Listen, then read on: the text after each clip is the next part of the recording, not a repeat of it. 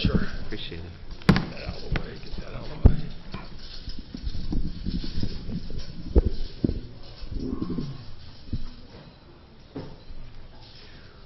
You may be seated.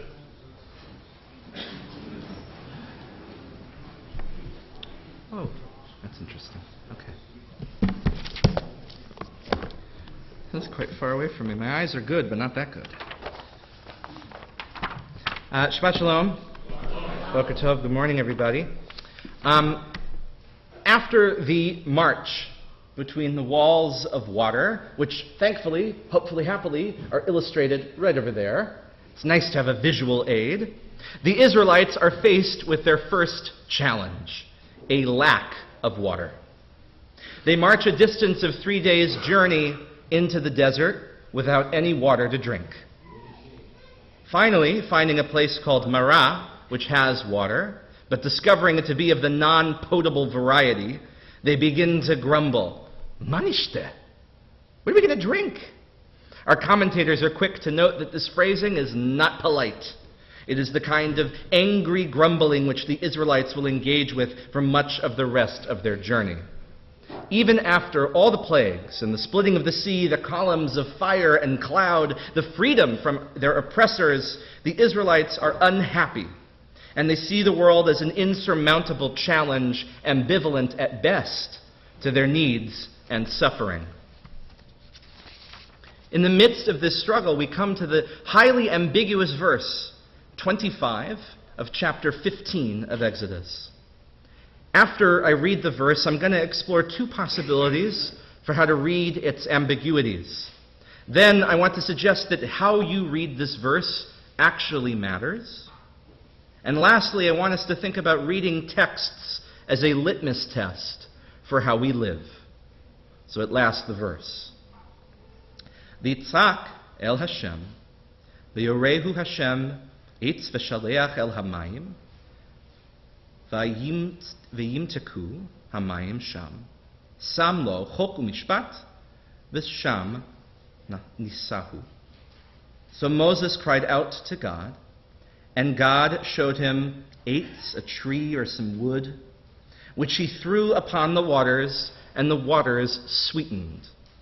There he placed upon them chok and mishpat, and there he tested them.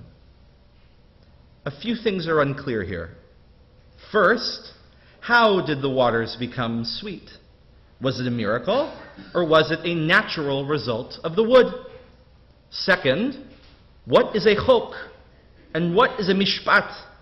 And what was the point of placing them on the people? And third, who tested whom for what purpose?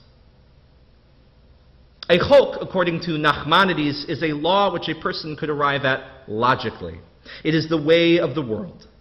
Mishpat, on the other hand, is a hidden law, a law whose reasoning is less logical, less obvious, more heart-focused, more focused on the whys than on the hows.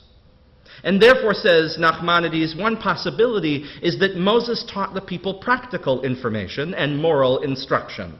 The chukim, the practical information, were which plants were good for medicine and eating, and how to survive in the desert as he had done when he ran away from Egypt all those years ago. Like many an Israeli tour guide, he warned them that there wouldn't always be water, so they needed to keep their bakbuke mayim full. And the mishpatim, the moral instruction, were Moses' instructions on how to live together as a people, how to have modesty and patience for one another, avoiding becoming some marauding group of bandits in the desert. All of these answers are pretty earthly. There's not a lot of room for God in them. Perhaps Nachmanides considers the tree was also just a natural earthly process, simply a special kind of tree that turns bitter waters sweet. And therefore, according to this reading, what was tested by whom? Moses tested the Israelites on what he had taught them. Could they hold it together in the desert with no water? A different set of readings turns this completely upside down. Nachmanides, proving that the adage 2 Jews, 3 opinions can apply to 1 Jew and 2 opinions, along with Rashi and Ibn Ezra, makes the case that this verse is full of much more spiritual content. The chok and the mishpat, they weren't just some rules of the road for desert survival. Oh no, they were laws of Torah. Moses taught the people about Shabbat and the red heifer. And of course, what are two of the most famous symbols of Torah? Torah is mayim, and Torah is eitz chaim. And so, Torah is water, and Torah is a tree of life. And so those images come together in our story of the waters of Marah, throwing a tree into the water. Moses is introducing the people to the life-giving powers of the Torah. Obviously then, according to the second reading, the sweetening of the water was no natural process. It was a miracle. Whoever heard of wood which is bitter making water sweet? Instead of learning botany, this was a moment in which the Jewish people learned more about God. That God will bend heaven and earth to make this desert journey work. That they are in a relationship with the Creator of the universe. In just a few verses, God will cause bread to fall from the sky and will declare to the Israelites, I am your healer. And why do they need this reminder? Why do they need to be tested this way?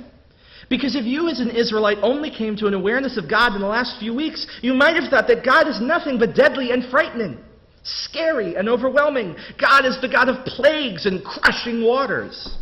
It is at the waters of Marah that the Israelites become acquainted with God's softer, sweeter side. The God who will heal you and feed you and water you. It is God who tests the Israelites here. Will they trust the God of the plagues, not to smite them, but to take care of them? The story of the waters of Marah could be simply yet another natural process, according to that first reading. The Israelites got thirsty, so they complained. Moses showed them some tricks about desert survival. They sweetened the water with a special kind of wood. Where was God in this reading? Nowhere, except to help Moses find the piece of wood. Or it could be a story about the unfolding relationship between God and the Jewish people. A relationship that is not yet perfected. A relationship that will be tested again and again by the people's unwillingness to trust in God's care and intentions. And God not understanding how a people for whom so much has already been done could be so stubborn. I want to propose that this test is still ongoing. It is so easy. It's so easy to walk through the world living the first reading only. That all of this is simply, merely molecules in motion. Some trees merely make water sweeter. Some plants merely make people healthy or sick. It's not that deep.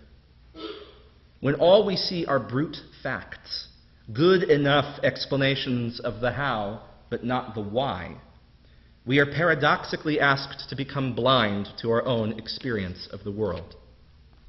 If someone told you that your love for your spouse or your child or your friends was merely the secretion of hormones designed to propagate the species and nothing more, I suspect you would say, well, certainly that's part of it, but you're missing most of the important parts. The lesson of this verse's dual meaning is that we can choose, we really can, we can choose to survive on half an answer, but we cannot live that way. As God says in the book of Deuteronomy, the lesson of the manna falling from the sky was not what sugars and fats are in this sky bread. It was that man does not live on bread alone. There is more to living than what meets the eye. It is an answer to that fundamental question. And when I reread this verse just a few moments ago, I thought I should throw out my entire Devar Torah and just focus on this verse. When we have the second instance in which the Israelites are begging for water and they don't have enough, they ask this incredible question. They've been given the manna. Bread is falling from the sky. And they say, they have the chutzpah to say this. They say, Hayesh Adonai b'kirbehu im ayin. Is God with us or not? Bread is falling from the sky, and they say, is God with us or not? And this question betrays their fundamental mistake. The question is not, is God with us or not? The question is, are we with God or not? We are presented with the choice to see the world as a miracle, a shocking continued revelation of God's love and care. There is more to living than what meets the eye. We are asked to see it that way, to see the world that way, to cultivate what Abraham Joshua Heschel called radical amazement at the fact that there are facts at all. Yes, we live in a world of molecules in motion, but also there are molecules and they move. We should walk around in the world slack-jawed, overwhelmed with shock that the universe is, in even some small ways, comprehensible. Many of us think that our faith in God would be steadfast, just like the Israelites asking, is God with us or not, if only God were more obviously present in the world. But the lesson of the waters of Marah is that wonder is cultivated by gratitude, not bought with spectacle. It is a choice. Our feeling that the world lacks God's presence, it seems, is not God's problem, but our own. It is up to us to read the text of our lives in search of the deeper meanings and purpose, to not live on bread alone, to taste the waters and marvel at their sweetness. Shabbat Shalom.